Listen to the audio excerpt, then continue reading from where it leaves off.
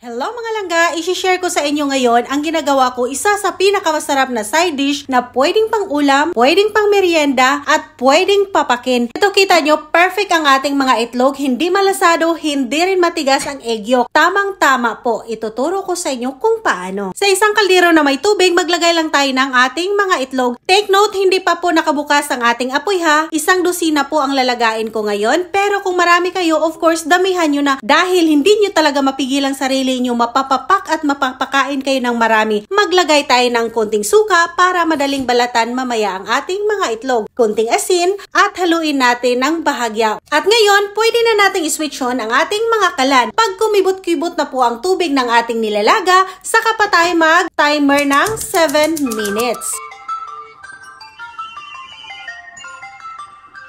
Dito mga langga, huwag nyo talagang skip ang process na ito. Dahil pag hindi po nakalubog sa malamig na tubig ang ating mga itlog, ay tuluyan po siyang magiging hard-boiled. Hindi po natin ma-achieve yung egg yolk na mamasa-masa pero hindi malasado. Kaya importante po yung ilubog natin talaga sa malamig na tubig. While pinapalamig natin ang ating mga itlog, ay magmarites ka muna. Char!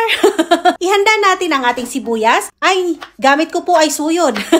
Hindi po yan suyod, pang sibuyas talaga yan para madali lang pong ihiwa-hiwa ng maliliit ang ating sibuyas. Kung meron kayong ganyan, invest kayo ng ganyan dahil mura lang po yan. Mapadali pa ang inyong buhay. Hiniwa ko lang po ng maninipis at pinong-pino. Hindi naman ganong pino, basta pang pang sausawan. Kung gaano kadami yung sibuyas, depende po yan sa inyo. Maglagay din tayo ng leek or green onion para mas vibrant ang ating niluluto at mas masarap. Tapos, kung gusto nyo ng maanghang, maglagay kayo ng sili. Pero kung may mga bagets kayo, skip nyo na lang yung sili or i-divide niyo into 2 para yung mga bagets makakain din, ma-enjoy nila ang pagkain. Tapos maglagay tayo ng konting garlic, imi-mince lang din natin. Huwag na po tayong puro na lang nilaga, pasarapin natin. At of course, pinapagaan ang buhay ko, lalo na ako ay isang content creator. Araw-araw po ako gumagawa ng kahit anong klaseng video, kaya kailangan marami akong mga naka-reserve na pagkain in case na hindi ako makapagluto, magsasaing na lang ako ng kanin. Tapos yung mga marinated natin, malaki din po yung tulong sa akin. Ilalagay ko lang siya sa air fryer or sa microwave. Tapos na po at continue na po yung work ko. Ganon po ka-convenient sa akin itong mga ginagawa ko. Sana makatulong po sa inyo at ma-inspired kayo at magkaroon din kayo ng idea. Sa isang bowl, pagsamasamahin lang natin ang ating mga in-slice na mga spices. Maglagay tayo ng tubig, soy sauce, asukal, pula or puti, pwede. Huwag rin kalimutan maglagay ng konting suka para pangpahaba ng shelf life sa ginawa nating pagkain. Maglagay din tayo ng konting asin pero i-adjust nyo ha, baka mapaalat. And then maglagay din tayo ng paminta. At pagkatapos, haluin lang natin hanggat ma-dissolve ang ating sugar at asin. Tikman natin at i-adjust sa ating mga taste bud like. Pagkatapos, lagyan natin ng maraming toasted na sesame seeds. Sana sa mga nanonood nito, hindi lang kayo manood, mag-subscribe din kayo at huwag kalimutang pindutin ang bell para ma-notify kayo every time na may upload ang Blessed Channel. Sa mga nag-click sa mga suggested video ni YouTube sa akin,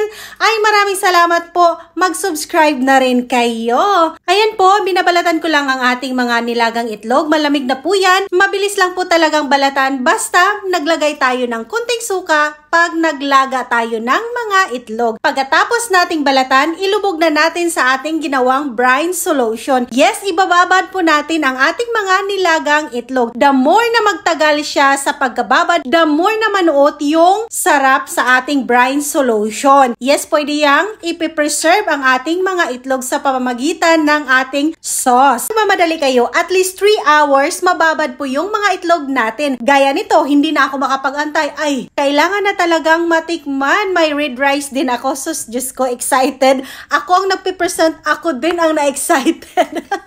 Ito kasi yung mga pagkain, hindi kasi usual na nakakain ko everyday. Maano lang to, mangyayari lang to pag magsisipag ako. Kita nyo yung resulta ng ating egg yolk? Perfect! Kung itlog na maalat ito, naglalangis po ito. Ganon po siya. Hindi malasado, hindi hard-boiled, pero mamasa-masa at malasa. Ganon dapat ang itlog na dapat na ma-achieve natin. Siya mga langga, kain tayo.